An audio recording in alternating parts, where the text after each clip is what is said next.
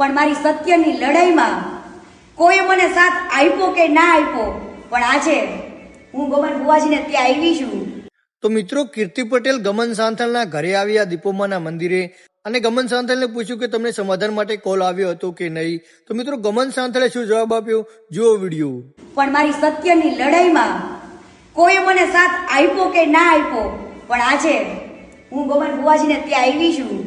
અને જેને પણ સમાધાન માટે કોલ કર્યો હતો એ વ્યક્તિ તો ભલે ફરી ગયો, પણ આજે મને ગર્વ છે કે ના, સાચા માણસ પણ દુનિયામાં છે. બુવાજી, તમને સમાધાન માટે કોલ આવેલો કે નતો આવેલો? બસ આટલું જ મારે જોતું હતું ને. હું આજે દીપુમા પાસે એટલું માંગુ છું, જો આ મેટરમાં હું સાચી હોય ને તો મારી જીત થવી જોઈએ. નમસ્કાર મારા વાળા ચોક મિત્રો, જય દીપોમાં, જય માતાજી. મિત્રો, બેનને આપણે કંઈ છે નહીં, એટલે ખોટા કોઈ વિડીયો એડિટિંગ કરીને કોઈને યુટ્યુબમાં ચડાવવા નહીં.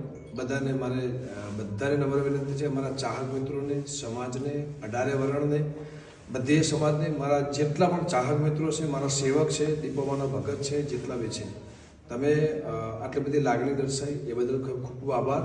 બેનને પણ કંઈ છે નહીં, આપણે પણ કંઈ છે નહીં, એ એમની પર્સનલ વાત હતું જ નહીં ક્યારે, અને ક્યારે હતું જ નહીં.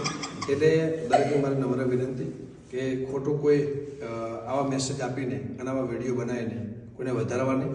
જય દીપોમાં, જય માતા. જય દીપુમા. તો મિત્રો, તમે આ વિવાદમાં કોને સમર્થન આપશો, ખજૂરભાઈને કે કીર્તિ પટેલને, તે કોમેન્ટમાં જરૂરથી જણાવજો.